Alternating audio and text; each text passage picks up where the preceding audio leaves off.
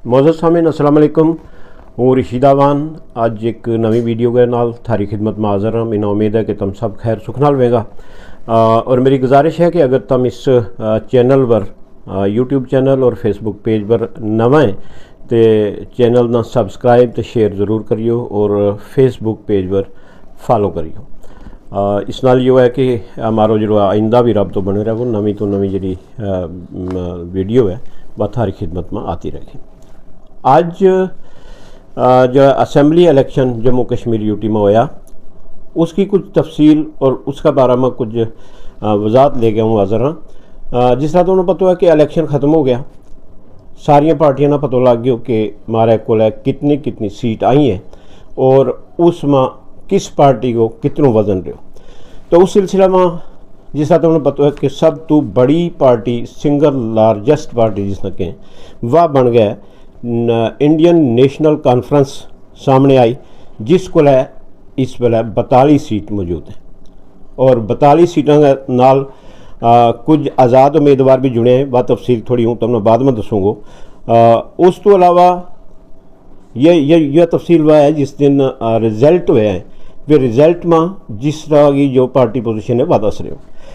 Bharatiya Janata party ने 29 seat हासिल की और आज़ाद उम्मीदवार जिन्हें 7 आज़ाद उम्मीदवार कामयाब हुए हैं।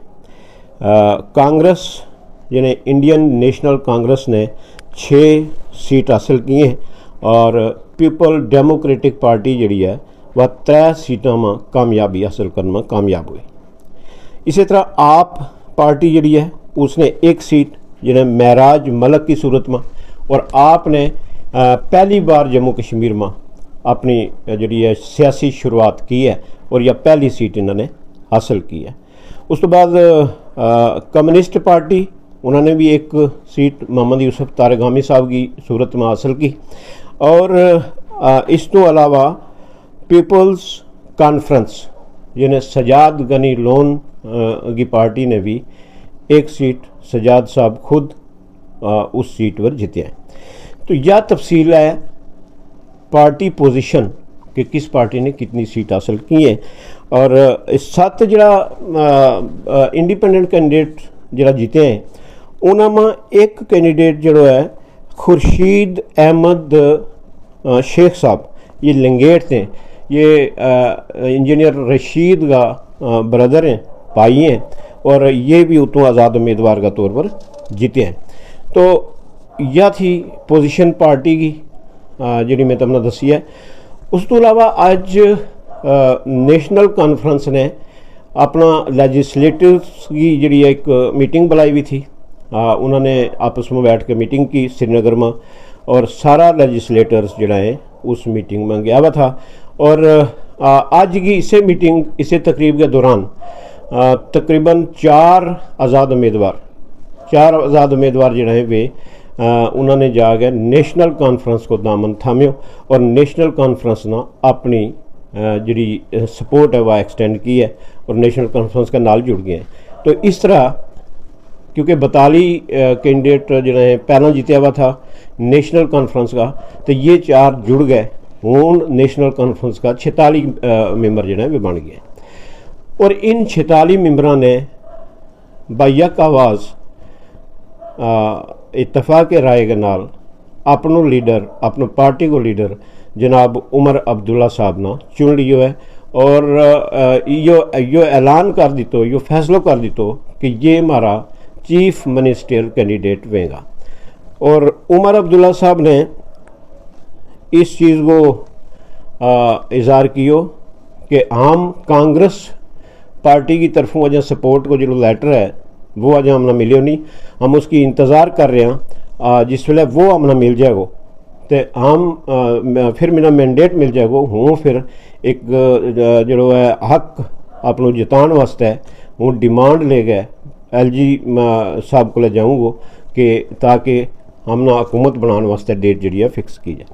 जिन 4 आज़ाद उम्मीदवारों ने आज नेशनल कॉन्फ्रेंस को दामन थामे उन्होंने नंबर 1 वरें चौधरी मोहम्मद अकरम साहब जिला सुरनकोट ने, सतीश शर्मा छंब असम्बली हल्का ते, उस तो अलावा सबका जज मुजफ्फर अहमद खान साहब थना मंडी ते और प्यारे लाल जरा हैं ये इंदरवाल असम्बली हल्का ते ये इन 4 आज़ाद उम्मीदवारों में शामिल हैं। तो खैर नेशनल कॉन्फ्रेंस को ये फैसला हो गया कि हुण हमारा जरा चीफ मिनिस्टर कैंडिडेट हैं वे उमर अब्दुल्ला साहब हैं और उमर अब्दुल्ला साहब कल को दिन जो है जिन्हें 11 तारीख ना उम्मीद रखें कि कांग्रेस को लेटर सपोर्ट को लेटर उनको ले आ जाएगा और वो ले गए। उसके बाद वे LG मनोज सिन्हा तक अपने अप्रोच जी वे करेंगे ताकि उन्होंने हुकूमत बनाने की डेट मिल जाए।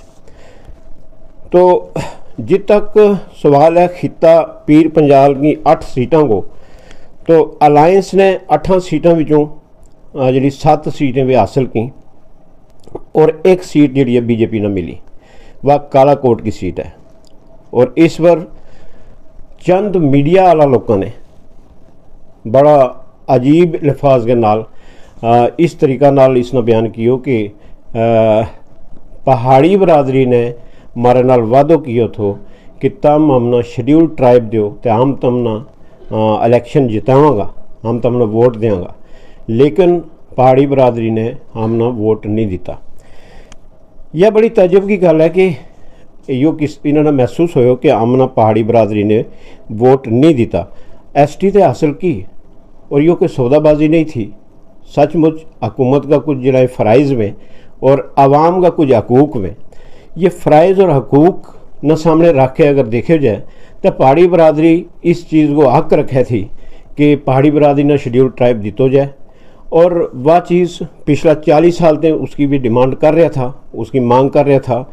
मुख्तलिफ लीडर जड़े हैं वे मुख्तलिफ वफूद ले गए, मरकज़ी सरकार में मिलता रहा, लेकिन किसी न किसी वजह नाल उनकी वह फाइल जी वह पिछे होती रही। इस पर कोई हतमी फैसला नहीं हो सको।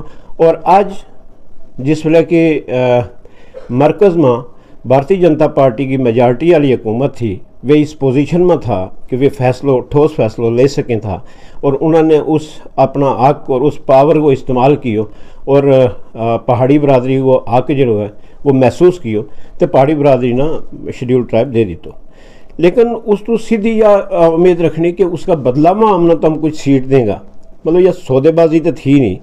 या सियासत एक अलग चीज़ है और जरा दफ्तरी काम काज हैं, आवाम का हकूक़ हैं, आवाम की ज़रूरियात हैं, यो अलग मसला है। लेकिन फिर भी अगर हम यही मान लें कि पहाड़ी बरादरी ने यो वादो किया थो कि हम तमना वोट देंगे, तम हमना मारो हक दो, तो इससे ही ना अगर हम 2 मिनट वास्ते नज़र में रख के गल करों तो मेरा ख्याल में इतनी बेइंसाफ़ी पहाड़ी बरादरी की तरफों बीजेपी के नाल हुई नहीं जितनी कि उस मीडिया पर्सन 1 या 2 ने उसको इज़हार किया और जिन अल्फाज नाल इज़हार किया वो काफ़ी काबिल मज़म्मत है। अगर हम गल करें वोट की तो फिर ये वोट किए नारों आया। मिसाल के तौर पर मेंढर ते मुर्तज़ा खान साहब PDP का जरा वे कैंडिडेट था और मुर्तज़ा खान साहब के सामने नेशनल कॉन्फ्रेंस का एक बहुत बड़ा और पुराना और तजर्बेकार लीडर था जावेद राणा साहब। जावेद राणा साहब के कोलों उस फील्ड बिचों 17,270 वोट लेना कोई मामूली गल नहीं थी। मुर्तज़ा खान ने 17,270 वोट लिया और इतना वोट जो है तम खुद सोचो कि इस तो पहला भारतीय जनता पार्टी का कितना वोट में था मेंढर में। तम पिछला 2-3 इलेक्शन जो हैं कैंडिडेट तो बहरहाल खड़ो होते रहे ना, तो अगर इस तो पहला 2,000, 3,000, 1,000, 1,500 वोट में था तो आज 17,270 वोट आया तो ये पहाड़ी बरादरी का ही वोट था ना। फिर इन बार यो गिलो कर लूँ कि नहीं जी तुमने हमने वोट नहीं दिता। कोशिश उन्होंने की, हार जीत जी है जाहिर जी गल है जिसले तुम 2 या 4 कोई उम्मीदवार कि मैदान में आवेगा तो जीते को तो एक ही ना। उस तो अलावा सुरनकोट ने मरहूम मुश्ताक बुखारी साहब जड़ा एक सबका मिनिस्टर भी 2 टाइम मिनिस्टर 2 टाइम MLA और 1 टाइम मिनिस्टर भी रहा, नेशनल कॉन्फ्रेंस का बड़ा दिग्गज नेता था, लीडर था और अपनों एक वज़न रखे था, अपना एक मकाम रखे था और उन्होंने पहाड़ी बरादरी वह वोट जोड़ा है वे इस वास्ते कि हम और शेड्यूल ट्राइब लेन में भी उन्होंने बहुत बड़ो रोल थो। तो उन्होंने जो वादो किए थो वो वादो 23,773 वोट ले गए निभायो। जबकि सुप्रीम कोर्ट में तो हमें पता है कि बीजेपी का कितना वोट था, मेरा ख्याल में 200 100 200 इसके ऊपर कभी बीजेपी गई नहीं। इसी तरह पुंछ चौधरी अब्दुल गनी साहब जिन्होंने मसा बीजेपी ज्वाइन करी थी तो उन्होंने मैंडेट मिल गया और उन्होंने 20,928 वोट लिया, 20,928। जबकि इस तो पहला उत भारतीय जनता पार्टी की तरफों अगर हिंदू बरादरी बिचों भी कोई आदमी खड़ो हो तो वो 7-8 हज़ार 10 हज़ार के ऊपर नहीं जा सको। तो अज इस बारी तमना 20,928 वोट मिले हैं। तो फिर भी तमने गिलो है कि पहाड़ी बरादरी ने मारी मदद नहीं किया। हालांकि चौधरी अब्दुल गनी गुजर बरादरी नाल तल्लक रखें, उसमें गुजर भी था इन वोटरों में, पहाड़ी भी था, हिंदू भी था, मुसलमान भी था, सिख भी था। उस तो अलावा हम अगर आ जाए थन्ना मंडी, तो थन्ना मंडी में इकबाल मलिक साहब भारतीय जनता पार्टी का कैंडिडेट था जिन्होंने 26,466 वोट हासिल किए, 26,466। और ये तुम अंदाज़ो ला सकें कि इस कॉन्स्टिट्यूंसी बिचों इतना ज़्यादा वोट लेना कोई आसान गल नहीं है। वह दूजी गल है कि वे दूजा नंबर पर रहा, एक नंबर पर नहीं आ सकिया, लेकिन वोट इकट्ठा किया। रजौरी ते विबोध गुप्ता साहब, विबोध कुमार, इन्होंने 27,579 वोट लिया और महज 1408 वोट नालों वे पिछड़ गया और वे अपनी सीट खो गया। 27,519 वोट भी थोड़ा वोट नहीं होता। नौशहरा ते रविंदर रैना साहब था, आप जरा कि भारतीय जनता पार्टी का प्रेसिडेंट भी था, 27,250 वोट लिया और 7,819 वोटों नाल वे सीट हार गया। कालाकोट ने रणधीर सिंह भारतीय जनता पार्टी का कैंडिडेट था जिन्होंने 35,010 वोट लिया, 35,010, थोड़ा जा वोट नहीं है ये। तो बुदलते जुल्फ़कार चौधरी साहब का कद को तमना अंदाज़ो है, वे कैबिनेट मिनिस्टर इस तो पहला पीडीपी की तरफों रह चुके हैं और आवाम के बिच वोटरां के बिच उन्होंने एक बड़ो मकाम है और बड़ा दिग्गज नेता मनिया जी था। और उन्होंने भी कोई घट नहीं गुजारी, जी लड़ाई लड़ी वह बहुत ज़बरदस्त लड़ी, 23,135 वोट हासिल किया। तो 23,135 वोट बुद्धल कॉन्स्टिट्यूंसी में इकट्ठा करना यह भी आम आदमी का बस की खेल नहीं है। तो मैंने फिर यह समझ नहीं आई कि इतना हज़ारों में वोट जिन्हें पहाड़ी बरादरी ने एसटी लेन का इवज़ में देने की कोशिश की, बल्कि ये दे दिता, सीट नहीं मिली। वह दूसरी गल क्योंकि मेजॉरिटी उत जी है वह दूजी पार्टियों की थी तो दूजी पार्टी सीट ले गई। और इसके नाल ही कालाकोट की एक सीट जी है वह 35,010 वोटों वाली जी सीट है या बीजेपी ना मिल भी गई या चीज़ों के भूल गए तो यह सीट उन्होंने जीत भी ली। तो लिहाजा पीर पंजाल की 8 सीटों में सीटों का हिसाब नाल अगर देखा जाए तो एक ही सीट उन्होंने मिली। लेकिन अगर वोट शेयर देखा जाए और वोट शेयर पिछला इलेक्शन के नाल उसको अगर मुवाजनों किया जाए तो फिर अंदाज़ा लगा कि बीजेपी ने कितना वोट लिया है और कितना वोट शेयर इनको इत रेवा। मेरा ख्याल में कोई गिलो शिकवा बन तो नहीं, लेकिन अगर ये करें तो यह इनकी अपनी मर्जी। उस तो आगे हम चला तो उमर अब्दुल्ला साहब ने जो अपनों सबसे पहला पैगाम इलेक्शन जीतने के बाद जो उन्होंने पता लग गया कि हमारा उस वे 42 मैंबर जिन्हें वे जीत गए और नेशनल कॉन्फ्रेंस वाहिद पार्टी है जी हुकूमत बनाने के काबिल हो गई है। तो उस वे उन्होंने जो सब तो पहलो बयान दितो उसमें एक दर्द थो, उसमें एक सोच थी। उन्होंने यह क्यों कि हम अल्लाह को शुक्र करा कि हम ना अल्लाह ने इस काबिल बनायो कि हम हुकूमत बनावगा और हमने वह हुकूमत बनानी है और इस तरीका नाल हुकूमत चलानी है ताकि जम्मू का किसी आदमी ना, जम्मू की आवाम ना या महसूस ना वह कि हम हुकूमत को हिस्सा नहीं है। क्योंकि जम्मू में मेजॉरिटी जी है वह भारतीय जनता पार्टी ने 29 सीट लेकर साबित की। लेकिन जो इनको ख्याल थो कि 29 सीट अपनी होंगी, कुछ इंजीनियर रशीद साहब की सीट होंगी, कुछ सजाद गनी लोन साहब की सीट होंगी, कुछ अल्ताफ़ बुखारी साहब की सीट होंगी, कुछ जमात इस्लामी की सीट होंगी, तो ये सारे रल गए तो हम हुकूमत बना लेंगे। और हुकूमत इसका इलेक्शन का नताइज होने से पहले ही भारतीय जनता पार्टी की टीम जी वह श्रीनगर पहुँच गई थी, सिर्फ इस वास्ते है कि ये लोग जिन्हें ये जीत के आवेगा ताकि इन्होंने नाल हम रबता में पहला ही टिकर।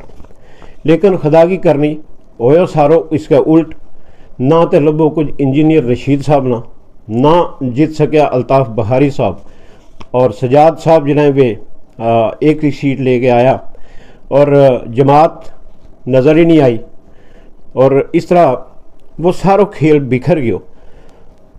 हुण मसलो यो बन गयो कि जिहड़ा जम्मू का 4 डिस्ट्रिक्ट हैं, उधमपुर, कठुआ, सांबा तो जम्मू, इसमें तो भारतीय जनता पार्टी की बहुत बड़ी मेजॉरिटी आ गई। यह खुशी की गल है कि लोगों को रूह हो कि हम भारतीय जनता पार्टी ने जितावा वह जीत गया। हालांकि कांग्रेस को वोट शेयर जो है पिछला इलेक्शन ते काफ़ी ऊपर रहो, या दूजी गल है, लेकिन फिर भी कांग्रेस का हर जगह पर दूजा नंबर पर कैंडिडेट जो है दूजा नंबर पर रहा और वे जीतन में नाकाम रहा, इसमें कोई शक नहीं है।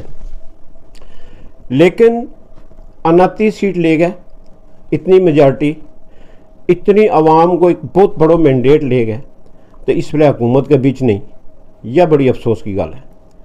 या किसी पार्टी ने नहीं बल्कि हूँ जम्मू की आवाम ने यह गुजारिश करूँ कि आमने इस चीज़ का बारे में बहुत गहराई नाल, बड़ा ठंडा मिजाज नाल सोचना पवेगा कि इतनी अच्छी मेजॉरिटी ले गए फिर भी हम हुकूमत को हिस्सों नहीं बन सकिया, तो इसको मतलब हमने सोचना पवेगा। हमने वाह कोई तरीको कढ़ना पवेगा कि ताकि जम्मू कश्मीर में जी भी हुकूमत बने उसमें जम्मू शहर को, उधमपुर को, कठुआ को, सांबा को हिस्सों वह रिप्रेजेंटेशन वह, और ताकि जम्मू का लोगों का जो काम है वे देखो इस तो पहला भी जो जम्मू नाल होए वो सारे के सामने कोई अपना मुँह ते कह कोई नहीं कहतो, लेकिन महसूस सारा करें कि जम्मू का छोटा व्यापारी, जम्मू का आम इंसान, कारोबारी सारा परेशान था।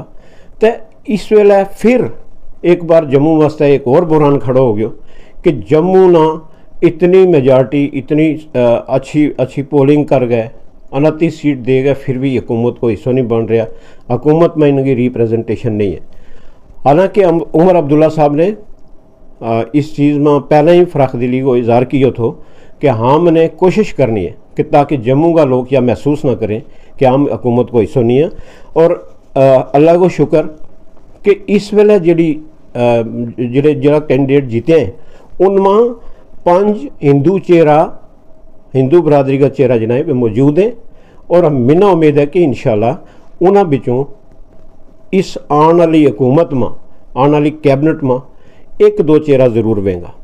इनमें सुरिंदर चौधरी साहब हैं नौशहरा तो, प्यारे लाल इंदरवाल ते, अर्जुन सिंह राजू ये रामबन ते हैं, सतीश कुमार छंब असम्बली हल्का ते, और डॉक्टर रमेश्वर सिंह बनी थे।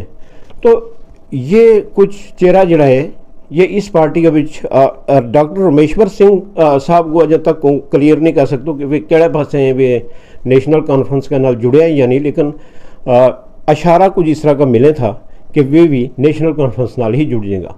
तो इन्होंने 5 बिचों मेरा उम्मीद है कि यकीनन 2 चेहरा जिन्हें वे जरूर इस कैबिनेट में शामिल होगा, और फिर भी जम्मू की कुछ ना कुछ रिप्रेजेंटेशन जी है वह इस हुकूमत में हो जाएगी। उस तो अलावा जड़ा है ना खिता पीर पंजाल को भी कुछ उम्मीद लगे कि एक सीनियर मोस्ट जो MLA वैगो उसना कैबिनेट में हिस्सों मिलने की उम्मीद है, और इंसाफ भी यही है।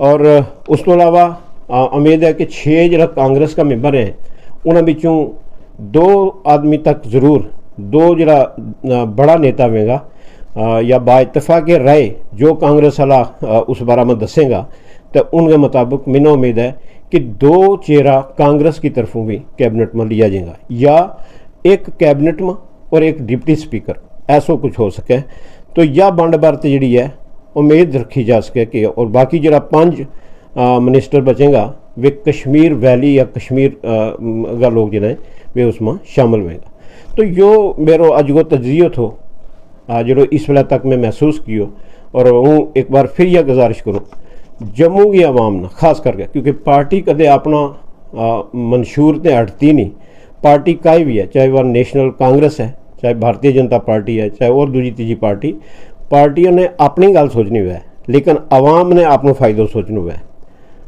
जम्मू शहर का पढ़िया लिखा और मैच्योर और दानश्वर लोग हैं तो दानश्वरी को मज़ाहिर यही है कि तुम ऐसा कोई जरिया ज़रूर बनाओ ताकि जो भी हुकूमत जेडी पार्टी की भी हुकूमत बने जम्मू प्रोविंस विचों और ख़ास करके जिले में 4 डिस्ट्रिक्ट दसे हैं इन्हों विचों उस हुकूमत के बीच इनको रिप्रेजेंटेटिव वह और ऐसा माहौल बना के रखना चाहिए। अगर हम सिर्फ एक पासे होगा बैस जाएगा तो उसमें कामयाबी नहीं है।